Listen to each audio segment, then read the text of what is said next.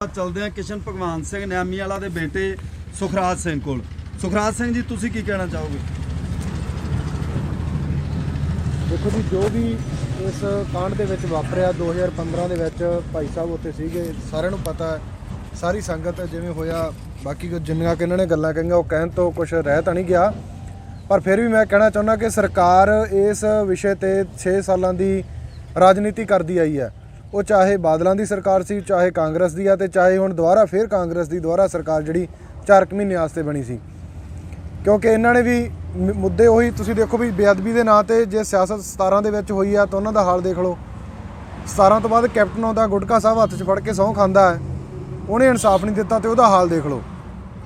अज चन्नी ने भी यही गल्लां ते जिहड़ा नवां इन्हां नूं बनाया गया सी, रंधावा साहब हजूरी च कह के गए आ, गुरु साहब दी च कह के कि साडा कख ना रहे ਜਾਂ ਸਾਡਾ ਉਦੋਂ ਮਾੜਾ ਹਾਲ ਹੋਵੇ, ਤੇ ਵਾਕਈ ਉਹਨਾਂ ਦੇ ਬੋਲ ਉਹ ਪੂਰੇ ਹੋਣੇ ਚਾਹੀਦੇ ਆ। ਗੁਰੂ ਸਾਹਿਬ ਸਮਰੱਥ ਹੈ, ਉਹ ਜ਼ਰੂਰ ਪੂਰੇ ਕਰਨਗੇ ਉਹਨਾਂ ਦੇ ਬੋਲ। ਬਾਕੀ ਆਪਾਂ ਦੇਖ ਲਓ ਵੀ ਅੱਜ ਤੱਕ ਜੋ ਇਹਨਾਂ ਨੇ ਕੀਤਾ, ਸਿੱਟਾਂ ਤੋਂ ਕੋਈ ਇਨਸਾਫ ਨਹੀਂ ਮਿਲਿਆ। ਕੋਰਟਾਂ ਦੇ ਵਿੱਚ ਕੇਸ ਇੱਕ ਮੈਡੀਕਲ ਦੀ ਅਰਜੀ ਜੋ ਕਿ ਆਮ ਬੰਦਾ ਲਾਵੇ ਤਾਂ ਉਹਨੂੰ ਨਾਲ ਦੀ ਨਾਲ ਖਾਰਜ ਕਰ ਦਿੱਤਾ ਜਾਂਦਾ। ਜੇ ਇਹਨਾਂ ਦੇ ਦੋਸ਼ੀਆਂ ਵੱਲੋਂ ਲਾਈਆਂ ਜਾਂਦੀਆਂ, ਉਹ ਚਾਹੇ ਡੇਰੇ ਵਾਲੇ ਆ, ਉਹ ਚਾਹੇ ਪੁਲਿਸ ਵਾਲੇ ਆ, ਗੋਲੀਆਂ ਚਲਾਉਣ ਵਾਲੇ, ਤੇ ਉਹਨਾਂ ਤੇ 2-2 ਮਹੀਨੇ ਦਾ ਸਮਾਂ ਖਰਾਬ ਕੀਤਾ ਜਾਂਦਾ। ਕੀ ਇਹਨਾਂ ਨੂੰ ਪਤਾ ਨਹੀਂ ਸੀਗਾ ਕਿ ਅੱਜ ਤੱਕ ਸਮੇਧ ਸੈਣੀ ਨੂੰ ਬਚਾਉਣ ਵਾਲਾ ਵਕੀਲ ਇਹਨਾਂ ਨੇ ਪੰਜਾਬ ਦਾ ਜਨਰਲ ਐਡਵੋਕੇਟ ਲਾਤਾ? ਕੀ ਉਹ ਅੱਜ ਉਹਨੂੰ ਉਹ ਕਟਹਿਰੇ 'ਚ ਖੜਾ ਕਰੂਗਾ? ਉਹਨੂੰ ਬਦਲ ਵੀ ਦਿੱਤਾ ਲੋਕਾਂ ਦੇ ਕਹਿਣ ਤੇ, ਪ੍ਰੈਸ਼ਰ ਵੀ ਪੈ ਗਿਆ ਪਤਾ, ਪਰ 2 ਮਹੀਨੇ ਦਾ ਸਮਾਂ ਖਰਾਬ ਕੀਤਾ। ਸੁਖਰਾਜ ਜੀ SIT ਦੀ ਰਿਪੋਰਟ ਰੱਦ ਕਰ ਦਿੰਦੀ ਹੈ ਅਦਾਲਤ, ਤੇ ਅਕਾਲੀ ਦਲ ਬਾਦਲ ਵੱਲੋਂ ਜਸ਼ਨ ਮਨਾਏ ਜਾਂਦੇ ਨੇ। ਅੱਜ ਬਿਕਰਮ ਸਿੰਘ ਮਜੀਠੀਆ ਖਿਲਾਫ ਪਰਚਾ ਦਰਜ ਹੋਇਆ ਤਾਂ ਉਹ ਕਹਿੰਦੇ ਨੇ ਪੰਥ ਨੂੰ ਖਤਰਾ ਹੋ ਗਿਆ।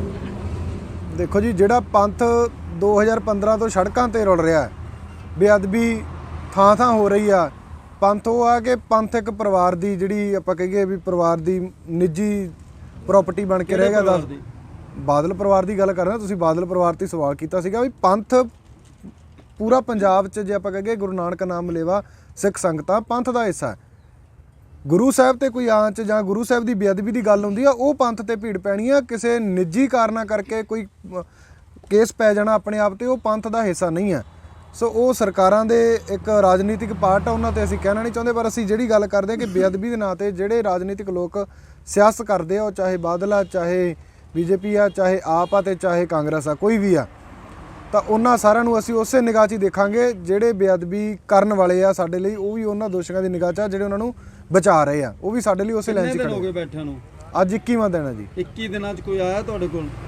ਸੰਗਤਾਂ ਆ ਰਹੀਆਂ ਜਿਹੜਿਆਂ ਨੂੰ ਬੇਅਦਬੀ ਦਾ ਦਰਦ ਆ, ਉਹ ਜ਼ਰੂਰ ਸਹਿਯੋਗ ਦੇ ਰਹੀਆਂ। ਜਿਵੇਂ ਅੱਜ ਭਾਈ ਸਾਹਿਬ ਆਏ ਆ, ਉਦੋਂ ਪਹਿਲਾਂ ਕੱਲ ਬਾਈ ਸਤਨਾਮ ਆ ਕੇ ਗਏ ਆ, ਜਾਂ ਜਿਹੜੀਆਂ ਸੰਗਤਾਂ ਨੂੰ ਦਰਦ ਆ ਵੀ ਬੇਅਦਬੀ ਦਾ ਇਨਸਾਫ ਮਿਲਣਾ ਚਾਹੀਦਾ, ਉਹ ਆਈਆਂ।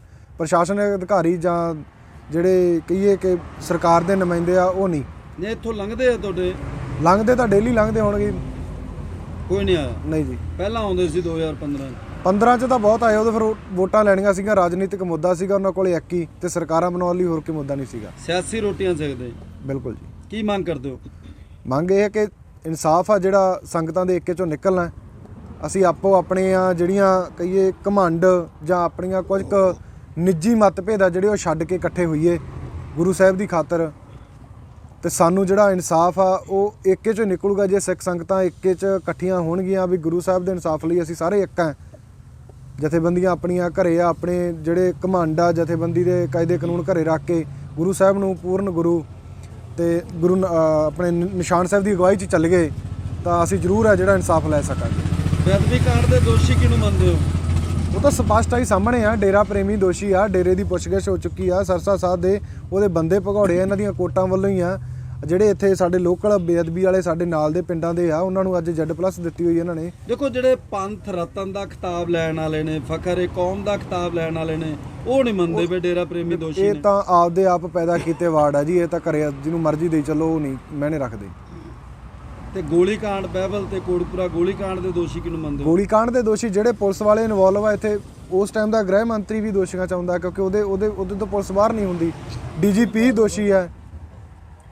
ਬਾਕੀ ਇਹਨਾਂ ਦੀਆਂ ਜਿਹੜੀਆਂ ਇਨਵੈਸਟੀਗੇਸ਼ਨਾਂ ਟੀਮਾਂ DGP ਤੱਕ ਤਾਂ ਜਾਣ, DGP ਤੱਕ ਤਾਂ ਅੱਜ ਬਹਿਬਲ ਦੇ ਵਿੱਚ ਨਾਮਜ਼ਦ ਆ ਸਮੇਧ ਸੈਣੀ ਆ, ਤੇ ਪਰ ਇਹਨਾਂ ਦੀ ਸਰਕਾਰ ਰਹਿੰਦੇ ਆ ਜਾਂ ਇਹਨਾਂ ਦੀਆਂ ਕੋਟਾਂ ਉਹਨੂੰ ਬੇਲੇ ਕਹਿ ਕੇ ਦੇ ਰਹੀਆਂ ਕਿ ਤੁਸੀਂ ਇਹਨੂੰ ਵੋਟਾਂ ਤੱਕ ਗ੍ਰਿਫਤਾਰ ਨਹੀਂ ਕਰ ਸਕਦੇ। ਸੋ ਸਾਰਾ ਰਾਜਨੀਤਿਕ ਤੋਂ ਪ੍ਰੇਰਿਤ ਇਹ ਜਿਹੜਾ ਕਾਂਡ ਲੈ ਕੇ ਜਾਇਆ ਜਾ ਰਿਹਾ ਕਿਤੇ ਨਾ ਕਿਤੇ ਸਿੱਖਾਂ ਦੀਆਂ ਭਾਵਨਾਵਾਂ ਨਾਲ ਜਿਹੜਾ ਖਲਵਾੜ ਹੁੰਦਾ ਹੀ ਆਇਆ ਤੇ ਹੁੰਦਾ ਰਹਿਣਾ ਜਿੰਨਾ ਤੱਕ ਸਿੱਖ ਇਕੱਠੇ ਨਹੀਂ ਹੁੰਦੇ। ਜਿੰਨਾ ਤੇ ਇਕੱਠੇ ਨਹੀਂ। ਬਿਲਕੁਲ। ਹਾਂਜੀ ਮੱਖਣ ਸਿੰਘ ਮੁਸਾਫਰ ਕੁਝ ਕਹਿਣਾ ਚਾਹੋਗੇ? ਲਿਆਓ। ਗੱਲਾਂ ਤਕਰੀਬਨ ਹੋ ਚੁੱਕੀਆਂ, ਭਾਈ ਸਾਹਿਬ ਨੇ ਗੱਲ ਛੱਡੀ ਨਹੀਂ ਗੁੰਜਾਇਸ਼ ਕੋਈ ਜੀ। ਤਕਰੀਬਨ ਸਾਰੀਆਂ ਗੱਲਾਂ ਹੋ ਚੁੱਕੀਆਂ, ਬੱਚਿਆਂ ਕੁਛ ਹੈ ਨਹੀਂ ਬੋਲਣ ਵਾਸਤੇ। ਪਰ ਮੈਂ ਇੱਕ ਬੇਨਤੀ ਜ਼ਰੂਰ ਕਰਨਾ ਚਾਹਾਂਗਾ, ਲੀਡਰਾਂ ਨੇ ਇਸ ਮਸਲੇ ਨੂੰ ਬੇਅਦਬੀ ਨੂੰ ਮੁੱਦਾ ਬਣਾਤਾ, ਮਸਲਾ ਬਣਾਤਾ, ਇੱਕ ਰਾਜਨੀਤਿਕ ਪੋਲੀਟੀਕਲ ਮਸਲਾ। ਇਹ ਤੋਂ ਇਹ ਮੁਨਕਰ ਆਮ ਲੋਕ ਨਹੀਂ ਹੋ ਸਕਦੇ ਕਿ ਬੇਅਦਬੀ ਨਹੀਂ ਹੋਈ। ਸਰਕਾਰਾਂ ਇਹ ਚਾਹੁੰਦੀਆਂ ਨੇ, ਪੋਲੀਟੀਕਲ ਲੋਕ ਚਾਹੁੰਦੇ ਆ ਕਿ ਪਰ ਹੋਇਆ ਇਨਸਾਫ ਨਹੀਂ ਦੇਣਾ। ਇਹ ਭੁਲਾ ਸਕਦੇ ਆ, ਲੱਖ ਵਾਰੀ ਭਰਾਉਣਗੇ, ਕਿਉਂਕਿ ਇਹਨਾਂ ਨੇ ਕੁਰਸੀ ਤੇ ਬਹਿਣਾ, ਇਹਨਾਂ ਨੂੰ ਵੋਟ ਹਰ ਇੱਕ ਦੀ ਚਾਹੀਦੀ ਹੈ। ਸਾਡੇ ਸਾਹਮਣੇ ਅਸੀਂ ਵੇਖਿਆ ਕਾਂਗਰਸ ਨੇ ਹੱਕ ਦੇ ਹੱਥ ਮਾਰੇ ਸੀ ਕਿ ਇਨਸਾਫ ਦੇਵਾਂਗੇ। ਕਾਂਗਰਸ ਦੇ ਬਹੁਤ ਸਾਰੇ ਲੀਡਰ ਡੇਰੇ ਦੇ ਗੇੜ ਕੱਢ ਕੇ ਆ ਚੁੱਕੇ ਆ ਸੌਦਾ ਸਾਧੀਆਂ ਦੇ। ਇਹਨਾਂ ਨੂੰ ਕੋਈ ਨਹੀਂ ਇੱਦਾਂ ਦਾ ਬੇਅਦਬੀ ਕਿਹਨੇ ਕੀਤੀ ਹੈ, ਕਿਹਨੇ ਨਹੀਂ ਕੀਤੀ, ਕਿੰਨਾ ਦੁੱਖ ਹੈ, ਕਿੰਨਾ ਕੀ ਹੈ। ਜੇਕਰ ਹੈ ਪੁੱਛਿਆ ਜਾ ਸਕਦਾ, ਇਹ ਆਮ ਸਿੱਖ ਦੱਸ ਸਕਦਾ, ਇੱਕ ਆਮ ਸਿੱਖ ਦੀ ਭਾਵਨਾ ਤੋਂ ਪੁੱਛਿਆ ਜਾ ਸਕਦਾ। ਇੱਕ ਆਮ ਸਿੱਖ ਦੀ ਭਾਵਨਾ ਦੇ ਵਿੱਚੋਂ ਹੀ ਇਹ ਪੁੱਛਿਆ ਜਾ ਸਕਦਾ ਕਿ ਕਿੰਨਾ ਦਰਦ ਹੈ ਉਹਨਾਂ ਨੂੰ। ਆਹ ਦਰਦ ਕਰਕੇ ਲੋਕ ਇੱਥੇ ਬੈਠੇ ਆ। ਤੁਸੀਂ ਖੁਦ ਪਿੰਡੇ ਤੇ ਹੰਡਾਇਆ ਜ਼ੁਲਮ। ਹਾਂਜੀ, ਸਾਰਾ ਕੁਝ ਹੱਡਾਂ ਦੇ ਉੱਪਰ ਹੰਡਿਆ ਹੋਇਆ, ਇਸੇ ਕਰਕੇ ਇੱਥੇ ਬੈਠੇ ਹੋਏ ਆ। ਤਾਂ ਕਰਕੇ ਸਾਡੀ ਬੇਨਤੀ ਇਹ ਆ, ਲੀਡਰ ਭੁੱਲ ਜਾਣ, ਲੀਡਰ ਇਹ ਗੱਲ ਨੂੰ ਕਿਰਾਏ ਪਾ ਰਹੇ ਆ ਅਦਾਲਤਾਂ ਦੇ ਵਿੱਚ। ਹੁਣ ਚੱਕੀ ਗੇਟ ਪਾਤਾ ਗਿਆ, ਆਮ ਲੋਕ ਨਾ ਭੁੱਲਣ, ਆਮ ਲੋਕ ਨਾ ਭੁੱਲਣ। ਇਹਨਾਂ ਨੇ ਜਿਹੜਾ ਇਹਨਾਂ ਨੂੰ ਸੱਟਾਂ ਫੇਟਾਂ ਮਾਰਾਂ ਵੱਜਣੀਆਂ ਲੀਡਰਾਂ ਨੂੰ ਜਿਹੜੇ ਗੱਲ ਨੂੰ ਉਲਝਾ ਰਹੇ ਆ।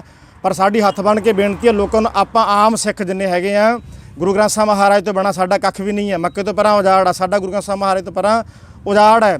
ਗੁਰੂ ਗ੍ਰੰਥ ਸਾਹਿਬ ਮਹਾਰਾਜ ਦੀ ਬੇਅਦਬੀ ਹੋਈ ਹੈ, ਸਭ ਦੇ ਸਾਹਮਣੇ ਹੋਈ ਹੈ, ਸਪਸ਼ਟ ਹੈ। ਤੇ ਪਰ ਸਾਨੂੰ ਇਹ ਵੀ ਸਪਸ਼ਟ ਹੋ ਜਾਣਾ ਚਾਹੀਦਾ ਆਮ ਲੋਕਾਂ ਨੂੰ ਕਿ ਇਸ ਗੱਲ ਨੂੰ ਚੱਕੀ ਗੇਟ 'ਚ ਕੌਣ ਪਾ ਰਿਹਾ। ਬਾਦਲ ਪਰਿਵਾਰ ਨੇ ਸਾਰੀ ਕਹਾਣੀ ਇਹਨੂੰ ਜਨਮ ਦਿੱਤਾ ਹੈ। ਜੇਕਰ ਬਾਦਲ ਪਰਿਵਾਰ ਚਾਹੁੰਦਾ ਉਹ ਉਸੇ ਵਕਤ ਮਸਲਾ ਹੱਲ ਹੁੰਦਾ ਸੀ। ਕਿਉਂ ਜਲਦੀ ਉੱਥੋਂ ਕੋਟਕਪੂਰੇ ਤੋਂ ਡੰਡੇ ਮਾਰ ਕੇ, ਗੋਲੀਆਂ ਚਲਾ ਕੇ, ਡਾਂਗਾ ਮਾਰ ਕੇ ਸਿੱਖਾਂ ਨੂੰ ਭਜਾਇਆ ਗਿਆ? ਜੀ ਜਵਾਬ ਹੈ ਬਾਦਲਾਂ ਦੇ ਕੋਲ? ਕੋਈ ਜਵਾਬ ਨਹੀਂ ਹੈ। ਫਰੀਦਕੋਟ ਕੋਟਕਪੂਰਾ ਤੇ ਜੈਤ ਵਾਲੀਆਂ ਸੀਟਾਂ ਅਕਾਲੀ ਦਲ ਬਹੁਮਤ ਨਾਲ ਜਿੱਤੂਗਾ। ਬਹੁਮਤ ਨਾਲ ਜਿੱਤੇ ਜਾਂ ਨਾ ਜਿੱਤੇ, ਬਹੁਮਤ ਨਾਲ ਹੁਣ ਕਿੱਦਾਂ ਵੋਟ ਲੈਣਗੇ? ਸ਼ਰਾਬ ਦੇ ਕੇ, ਨਸ਼ੇ ਵੇਚ ਕੇ, ਸਾਰਾ ਕੁਝ ਕਰਕੇ। ਅਸੀਂ ਤਾਂ ਹੀ ਕਹਿੰਦੇ ਆ, ਆਮ ਲੋਕਾਂ ਨੂੰ ਇਹ ਤਾਂ ਹੀ ਬੇਨਤੀ ਕੀਤੀ ਹੈ, ਆਮ ਲੋਕ ਯਾਦ ਰੱਖਣ। ਜੇ ਆਮ ਲੋਕ ਯਾਦ ਰੱਖਣਗੇ, ਅਕਾਲੀ ਦਲ ਬਹੁਮਤ ਨਾਲ ਨਾ ਅਕਾਲੀ ਦਲ ਜਿੱਤੇ ਤਾਂ ਨਾ ਕਾਂਗਰਸ ਜਿੱਤੇ ਇੱਥੋਂ।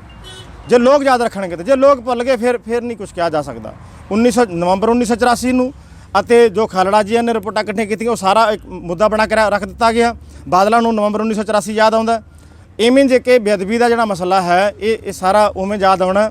ਹੁਣ ਇਹਨਾਂ ਨੇ, ਕਾਂਗਰਸ ਨੇ ਇਸ ਮਸਲੇ ਤੇ ਸਰਕਾਰ ਬਣਾ ਲਈ ਕਿ ਬੇਅਦਬੀ ਬਾਦਲਾਂ ਨੇ ਕੀਤੀ, ਇਹਨਾਂ ਨੇ ਕੀਤਾ, ਅਸੀਂ ਇਨਸਾਫ ਦੇਵਾਂਗੇ, ਅਸੀਂ ਆਹ ਕਰਾਂਗੇ। ਇੱਦਾਂ ਸਰਕਾਰਾਂ ਬਣਾ ਲਈ। ਹੁਣ ਕਾਂਗਰਸ ਵੀ ਇਨਸਾਫ ਇੱਦਾਂ ਲੰਘ ਗਈ, 5 ਸਾਲ ਲੰਘ ਗਏ ਇਹਨਾਂ ਦੇ। ਹੁਣ ਰਹਿ ਕੌਣ ਗਿਆ? ਹੁਣ ਆਮ ਆਦਮੀ ਵਾਲੇ ਰਹਿ ਗਏ। ਆਮ ਆਦਮੀ ਵੀ ਕਹਿਣਗੇ ਬਾਦਲਾਂ ਨੇ ਕੀਤਾ ਸੀਗਾ, ਕਾਂਗਰਸ ਦੇ 5 ਸਾਲ ਲੰਘ ਗਏ, ਇਨਸਾਫ ਨਹੀਂ ਦੇ, ਅਸੀਂ ਇਨਸਾਫ ਦੇਵਾਂਗੇ। ਪਰ ਇੱਥੋਂ ਦੀ ਲੰਘਦੇ ਨੇ, ਸਾਰਾ ਕੁਝ ਕਰਦੇ ਨੇ। ਭਗਵੰਤ ਮਾਨ ਵੀ ਲੰਘਦਾ, ਆਮ ਆਦਮੀ ਸਾਰੇ ਲੰਘਦੇ ਆ, ਨਹੀਂ ਆਇਆ। ਹੁਣ ਉਹ ਕਹਿਣਗੇ ਕਿ ਅਸੀਂ ਇਨਸਾਫ ਲੈ ਕੇ ਦੇਵਾਂਗੇ, ਸਾਡੀ ਸਰਕਾਰ ਬਣਾਓ। ਕਰਨਾ ਕਰਾਉਣਾ ਕੁਛ ਨਹੀਂ ਆ, ਆਮ ਲੋਕ ਯਾਦ ਰੱਖਣ।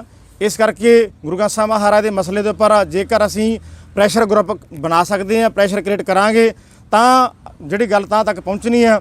ਅਸੀਂ ਥਾਂ ਤੇ ਵੰਡੇ ਹੋਏ ਆ, ਥਾਂ ਤੇ ਘਿਰੇ ਹੋਏ ਆ। ਤਾਂ ਕਰਕੇ ਰਾਜ ਨੇ ਇਹੀ ਕਿਹਾ ਨਾ ਵੀ ਜਦੋਂ ਤੱਕ ਸਾਡਾ ਇਕੱਠ ਨਹੀਂ ਬਣਦਾ, ਇਕਤਾ ਨਹੀਂ ਬਣਦੀ, ਉਦੋਂ ਤੱਕ ਅਸੀਂ ਇਨਸਾਫ ਲੈਣ 'ਚ ਅਸਫਲ ਹਾਂ। ਹਾਂਜੀ, ਏਕਤਾ ਆਗੂਆਂ ਦੇ ਮੂੰਹਾਂ ਵੱਲ ਵੇਖ ਕੇ ਨਹੀਂ ਬਣਨੀ।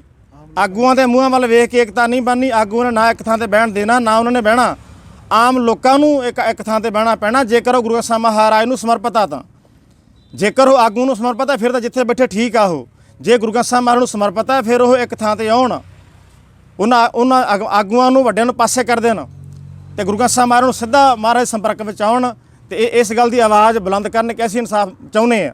ਜੇ ਕਹਿੰਦੇ ਕਿ ਫਲਾਣਾ ਬਾਬਾ ਆਊਗਾ, ਫਲਾਣੇ ਦੇ ਮਗਰ ਅਸੀਂ ਚੱਲਾਂਗੇ, ਫਲਾਣਾ ਆਊਗਾ ਤੇ ਮਗਰ ਅਸੀਂ ਚੱਲਾਂਗੇ, ਇਹ ਇੱਦਾਂ ਨਹੀਂ ਇੱਕਾ ਹੋਣਾ, ਨਾ ਇੱਦਾਂ ਇਕੱਠ ਹੋਣਾ। ਗਲਤਫਹਿਮੀ ਹੈ। ਚਲੋ ਆਪਾਂ ਏਕ ਨੂਰ ਖਾਲਸਾ ਫੌਜ ਦੇ ਹਿੰਮਤ ਸਿੰਘ ਸ਼ਕੂਰ ਕੋਲ ਚੱਲਦੇ ਹਾਂ। ਆਓ ਜੀ, ਤੁਸੀਂ ਵੀ ਬੜਾ ਨੇੜਿਓਂ ਦੇਖਿਆ ਸਾਰਾ ਐਪੀਸੋਡ, ਤੁਹਾਡਾ ਕੀ ਕਹਿਣਾ? ਵਾਹਿਗੁਰੂ ਜੀ ਕਾ ਖਾਲਸਾ, ਵਾਹਿਗੁਰੂ ਜੀ ਕੀ ਫਤਿਹ। ਜਿਸ ਦਿਨ ਕੋਟਕਪੂਰੇ ਚੌਂਕ ਵਿੱਚ ਧਰਨਾ ਲੱਗਾ ਸੀਗਾ, ਪਹਿਲੇ ਦਿਨ ਤਾਂ ਪੁਲਿਸ ਨੇ ਸਰਕਾਰ ਦੇ ਇਸ਼ਾਰਿਆਂ ਦੇ ਉੱਤੇ ਸਾਰੀ ਸਿੱਖ ਸੰਗਤ ਨੂੰ ਵੱਖ-ਵੱਖ ਥਾਣਿਆਂ ਵਿੱਚ ਭੇਜ ਦਿੱਤਾ। ਪਰ ਦੂਜੇ ਦਿਨ ਵੀ ਸ਼ਾਂਤਮਈ ਧਰਨੇ ਉੱਤੇ ਬੈਠੇ ਸੀ, ਕੋਈ ਰਸਤਾ ਨਹੀਂ ਰੋਕਿਆ ਸੀ, ਕੋਈ ਨਾਅਰੇਬਾਜ਼ੀ ਨਹੀਂ ਹੋ ਰਹੀ ਸੀ। ਭਾਈ ਪੰਥਪ੍ਰੀਤ ਸਿੰਘ ਦੀ ਅਗਵਾਈ ਵਿੱਚ ਸਾਰਾ ਜਿਹੜਾ ਮੋਰਚਾ ਉਹ ਸ਼ਾਂਤਮਈ ਤਰੀਕੇ ਨਾਲ ਚੱਲ ਰਿਹਾ ਸੀਗਾ। ਪਰ ਬਾਦਲ ਸਰਕਾਰ ਦਾ ਇੱਕੋ ਹੀ ਏਮ ਸੀ, ਪੁਲਿਸ ਨੂੰ ਹੁਕਮ ਸੀ ਕਿ ਕੱਲ੍ਹ ਸਵੇਰ ਤੱਕ ਜਿਸ ਤਰ੍ਹਾਂ ਵੀ ਹੋਵੇ ਇਹ ਕੋਟਕਪੂਰੇ ਦੇ ਚੌਂਕ ਸੜਕਾਂ ਖਾਲੀ ਕਰਾਈਆਂ ਜਾਣ। ਪੰਜਾਬ ਪੁਲਿਸ ਦੇ ਹੱਥ ਵਿੱਚ ਕੁਝ ਨਹੀਂਗਾ ਕਿ ਉਹ ਡਾਂਗ ਚਲਾ ਸਕੇ, ਗੋਲੀ ਚਲਾ ਸਕੇ। ਸੂਬੇ ਦਾ ਸਟੇਟ ਦਾ ਗ੍ਰਹਿ ਮੰਤਰੀ ਹੈ, ਗ੍ਰਹਿ ਮੰਤਰੀ ਦੇ ਹੱਥ ਵਿੱਚ ਪੰਜਾਬ ਪੁਲਿਸ ਹੈ ਤੇ ਪੰਜਾਬ ਪੁਲਿਸ ਦੇ ਉਹਨੂੰ ਹੁਕਮ ਆਇਆ ਉੱਤੋਂ ਡੀਜੀਪੀ ਨੂੰ, ਸੁਖਬੀਰ ਬਾਦਲ ਦਾ ਜਾਂ ਵੱਡੇ ਬਾਦਲ ਦਾ, ਉਹਨੇ ਅੱਗੇ ਐਸਐਸਪੀ ਨੂੰ ਫੋਨ ਕੀਤਾ। ਐਸਐਸਪੀ ਨੇ ਅੱਗੇ ਥੱਲੇ ਜਿਹੜੇ ਮੁਲਾਜ਼ਮ ਉਹਨਾਂ ਨੂੰ ਹੁਕਮ ਦਿੱਤਾ ਕਿ ਜਿਵੇਂ ਵੀ ਮਰਜ਼ੀ ਕਰੋ, ਡਾਂਗਾ ਮਾਰੋ, ਗੋਲੀਆਂ ਮਾਰੋ, ਪਾਣੀ ਦੀਆਂ ਵਿਛਾੜਾਂ ਪਾਈਆਂ ਔਰ ਸਾਡੇ ਮਗਰ ਡਾਂਗਾ ਲੈ ਕੇ ਕੁੱਟਿਆ ਗਿਆ ਸਾਨੂੰ ਇੱਧਰ ਅੱਡੇ ਤੱਕ। ਉਸ ਤੋਂ ਬਾਅਦ ਆਪਣਾ ਪੁਲਿਸ ਸਟੇਸ਼ਨ ਤੱਕ ਦੂਰ ਭੱਜੇ ਜਾਂਦਿਆਂ ਨੂੰ ਘੇਰ ਕੇ ਮੁਕਤਸਰ ਸਾਹਿਬ ਪੁਲ ਜਿਹੜਾ ਉਹ ਤੱਕ ਮਗਰ ਸਾਡੇ ਜਿਪਸੀਆਂ ਲੈ ਕੇ ਮੈਂ ਗਏ। ਉੱਥੇ ਹਾਜ਼ਰ ਸੀ। ਹਾਂਜੀ ਸਾਨੂੰ ਮੇਰੇ ਨਾਲ ਕੁਝ ਨੌਜਵਾਨ ਸੀ, ਭਾਈ ਸਾਹਿਬ ਦਾ ਬੇਟਾ ਵੀ ਇੱਥੇ ਬੈਠਾ। ਜਦੋਂ ਅਸੀਂ ਥੱਲੇ ਉਹਨਾਂ ਨੂੰ ਮਾੜਾ ਜਿਹਾ ਘੂਰਨ ਲੱਗੇ ਤਾਂ ਇੰਸਪੈਕਟਰ ਸੀ ਕਲੀਨ ਸ਼ੇਪ ਔਰ ਦੂਜੇ 6 ਜਿਪਸੀਆਂ ਵਿੱਚ ਵੀ ਸਾਰੇ ਬੰਦੇ ਜਿਹੜੇ ਕਲੀਨ ਸ਼ੇਪ ਸੀ ਔਰ ਇੰਸਪੈਕਟਰ ਨੇ ਇਹ ਗੱਲ ਕਹੀ ਮੈਨੂੰ, ਕਹਿੰਦਾ ਇੱਥੋਂ ਲੈ ਜਾ ਸਾਰੇ, ਨਹੀਂ ਤਾਂ ਇੱਕ ਨਹੀਂ ਛੱਡਣਾ। ਕਹਿੰਦਾ 147 ਉਹਨਾਂ ਕੋਲੇ ਸੀ। ਨੇ ਹੁਣ ਅਕਾਲੀ ਦਲ ਬਾਦਲ ਦਾ ਦਾਅਵਾ ਹੈ ਕਿ ਪੰਜਾਬ 'ਚ ਸਿੱਖ ਹਿਤੈਸ਼ੀ ਕੱਲਾ ਬਾਦਲ ਪਰਿਵਾਰ ਹੈ ਤੇ ਅਸੀਂ ਪੰਜਾਬ ਤੇ ਰਾਜ ਕਰਨਾ ਹੀ ਕਰਨਾ ਹੈ। ਬਣਾ ਲੈਣਗੇ ਸਰਕਾਰ। ਸੁਪਨੇ ਲੈਣ ਦਾ ਜੀ ਕੋਈ ਮੁੱਲ ਨਹੀਂ ਲੱਗਦਾ, ਸੁਪਨੇ ਲੈ ਜਾ ਸਕਦੇ ਆ। ਲੋਕ ਕੀ ਕਰਨ? ਲੋਕ ਹੀ ਕਰਨ, ਲੋਕ ਇਕੱਠੇ ਹੋਣ ਇੱਕ ਮੰਚ ਦੇ ਉੱਤੇ। ਇਹਨਾਂ ਦਾ ਜਿਹੜਾ ਪਹਿਲਾਂ ਇਹਨਾਂ ਨੇ ਕਾਂਗਰਸ ਨੇ 84 ਕੀਤੀ ਆ ਤੇ 84 ਤੋਂ ਭੈੜਾ ਹਾਲ ਸਾਡਾ ਸਿੱਖ ਕਮਾਉਣ ਵਾਲੇ, ਸਿੱਖ ਪੰਥ ਦੀ ਹਿਤੈਸ਼ੀ ਸਰਕਾਰ ਖਵਾਉਣ ਵਾਲੇ ਬਾਦਲ ਕਿਆ ਨੇ। ਇਹਨਾਂ ਨੇ 15 ਤੋਂ ਲੈ ਕੇ ਸਾਡਾ ਹੁਣ ਤੱਕ ਬਹੁਤ ਸ਼ਕਤੀ ਦਾ ਮਾੜਾ। ਆਪਾਂ ਭਾਈ ਸਾਹਿਬ ਨੂੰ ਪੁੱਛਦੇ ਆ ਇਹੀ ਸਵਾਲ। ਭਾਈ ਸਾਹਿਬ ਹੁਣ ਸਿੱਖ ਕੀ ਕਰਨ? ਸਿੱਖ ਵੋਟਾਂ ਕਿੱਧਰ ਜਾਣ? ਦੇਖੋ ਵੋਟਾਂ ਦੇ ਵਿੱਚ ਕਿੱਧਰ ਜਾਣ ਅਜੇ ਤੱਕ ਦੇਖੋ ਇਹਦੇ ਵਾਸਤੇ ਵਿਚਾਰ ਕਰਨੀ ਪੈਣੀ ਹੈ ਬੈਠ ਕੇ ਕਿ ਮਸਲਾ ਵੋਟ ਦਾ ਹੁੰਦਾ ਨਾ। ਪਰ ਹੁਣ ਤੱਕ ਤਾਂ ਮੈਂ ਇੰਨਾ ਕੁ ਕਹਿ ਸਕਦਾ ਵੀ ਪੁੱਛ ਲੈਂਦੇ ਆ ਵੋਟ ਕਿਹਨੂੰ ਪਾਈਏ, ਮੈਂ ਕਹਿ ਦਿੰਦਾ ਹੁਣੇ ਘੱਟ ਮਾੜੇ ਨੂੰ ਪਾ ਦਿਓ, ਕਿਉਂਕਿ ਚੰਗਾ ਤਾਂ ਰਾਜਨੀਤੀ 'ਚ ਮਿਲਦਾ ਨਹੀਂ ਬੰਦਾ। ਜੀ ਜਿਹੜਾ ਤੁਹਾਨੂੰ ਲੱਗੇ ਵੀ ਆਹ ਬੰਦਾ ਭਾਈ ਘੱਟ ਮਾੜਾ ਹੈ ਜੀ ਵੀ ਘੱਟ ਮਾੜੇ ਨੂੰ ਪਾ ਦਿਓ। ਹੁਣ ਫਿਰ ਜਿਹੜਾ ਹਾਲਾਤ ਚੱਲ ਰਹੇ ਹਨ ਮੈਂ ਕਹਾਂ ਚੰਗੇ ਬੰਦੇ ਨੂੰ ਪਾ ਦਿਓ, ਵੋਟ ਚੰਗਾ ਲੱਭਣਾ ਨਹੀਂਗਾ ਜੀ ਤੇ ਵੋਟ ਦਾ ਹੱਕ ਆਪਾਂ ਵਰਤਣਾ ਹੀ ਹੁੰਦਾ ਹੈਗਾ। ਸੋ ਮੈਂ ਤਾਂ ਫਿਲਹਾਲ ਇਹ ਨਹੀਂ ਕਹੂੰ ਵੀ ਘੱਟ ਮਾੜੇ ਨੂੰ ਪਾ ਦਿਓ ਭਾਈ। ਸੁਖਰਾਜ ਜੀ ਲੋਕ ਕਿੱਧਰ ਜਾਣ? ਹੁਣ ਸਿੱਖ ਵੋਟ ਕਿਹਨੂੰ ਨਹੀਂ, ਪਾਉਣ? ਉਹੀ ਗੱਲ ਭਾਈ ਸਾਹਿਬ ਵਾਲੀ ਆ ਗਈ ਨਾ ਵੀ ਜਿਹੜਾ ਰਾਜਨੀਤੀ 'ਚ ਆਉਂਦਾ ਕੋਈ ਚੰਗਾ ਤਾਂ ਹੁੰਦਾ ਨਹੀਂ, ਤੇ ਜੇ ਆਪਣੇ ਰਾਜਨੀਤੀ 'ਚ ਆਉਣਗੇ ਤਾਂ ਆਪਣਿਆਂ ਤੇ ਵੀ ਇੱਕ ਕੱਟੜਪੰਥੀ ਦਾ ਜਿਹੜਾ ਪੰਜਾਬ ਦੇ ਲੋਕਾਂ ਤੇ ਸਾਡੇ ਉਹਨਾਂ ਆਗੂਆਂ ਵੱਲੋਂ ਹੀ ਠੱਪਾ ਲਾਇਆ ਜਾਂਦਾ। ਜਿਹੜੀ ਵੋਟ ਆ ਬਾਈ ਜੀ, ਇਹ ਵੋਟ ਸਰਕਾਰ ਆ ਪੰਜਾਬ ਦੇ ਵਿੱਚ ਸਾਰੇ ਧਰਮ ਮਿਲ ਕੇ ਬਣਾਉਂਦੇ, ਇੱਕ ਧਰਮੀ ਬੰਦਾ ਨਹੀਂ ਬਣਾਉਂਦਾ। ਤੇ ਜੇ ਇੱਕ ਧਰਮ ਨਿਰਪੱਖ ਦੇਸ਼ ਬਣਦਾ ਜਾਂ ਵੋਟ ਬਣਦੀ ਆ ਉਹਦੇ ਨਾਲ ਸਰਕਾਰ ਬਣਦੀ ਆ ਤਾਂ ਉਹ ਅਸੀਂ ਬਹੁਮਤ 'ਚ ਨਹੀਂ। ਸੋ ਇਹਦੇ ਲਈ ਜੇ ਕੋਈ ਗੁਰਸਿੱਖ ਵੋਟਾਂ ਦੇ ਵਿੱਚ ਭਾਗ ਲੈਂਦਾ, ਪਹਿਲੀ ਗੱਲ ਤਾਂ ਉਹ 'ਤੇ ਪਾਰਟੀ ਦਾ ਠੱਬਾ ਲੱਗ ਜਾਂਦਾ। ਦੂਸਰੇ ਪਾਸਿਓਂ ਜੇ ਉਹ ਕਹਿਣਗੇ ਵੀ ਅੱਜ ਉਹ ਕਿਸੇ ਡੇਰੇ ਤੇ ਜਾ ਵੜਿਆ, ਉਹਨੂੰ ਤਾਂ ਚੇਲਿਆਂ ਦੇ ਵੀ ਜਾਣਾ ਪਊਗਾ, ਉਹਨੂੰ ਈਸਾਈਆਂ ਦੇ ਵੀ ਜਾਣਾ ਪਊਗਾ, ਉਹਨੂੰ ਮੰਦਰਾਂ 'ਚ ਵੀ ਜਾਣਾ ਪਊਗਾ। ਸੋ ਗੱਲ ਉੱਥੇ ਆ ਜਾਂਦੀ ਹੈ ਵੀ ਜਿਹੜਾ ਹਜੇ ਪੈਰ ਜਾ ਰੱਖਦਾ, ਮਤਲਬ ਲੱਗਦਾ ਵੀ ਆਪਣੇ ਲਈ ਕੋਈ ਚੰਗਾ ਕਰੂਗਾ, ਉਹਨੂੰ ਪਾ ਦਿਓ।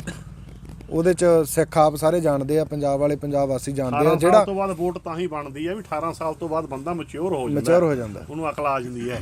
ਠੀਕ ਹੈ ਨਾ, 18 ਸਾਲ ਤੋਂ ਬਾਅਦ ਬੰਦਾ ਆਪਣਾ ਫੈਸਲਾ ਕਰ ਸਕਦਾ ਹੁੰਦਾ। ਲੋਕ ਸਿਆਣੇ ਹੋ ਕੇ ਫੈਸਲੇ ਕਰ। ਲਓ ਜੀ, ਇਹ ਤੁਸੀਂ ਸਾਰੇ ਵਿਚਾਰ ਸੁਣੇ ਭਾਈ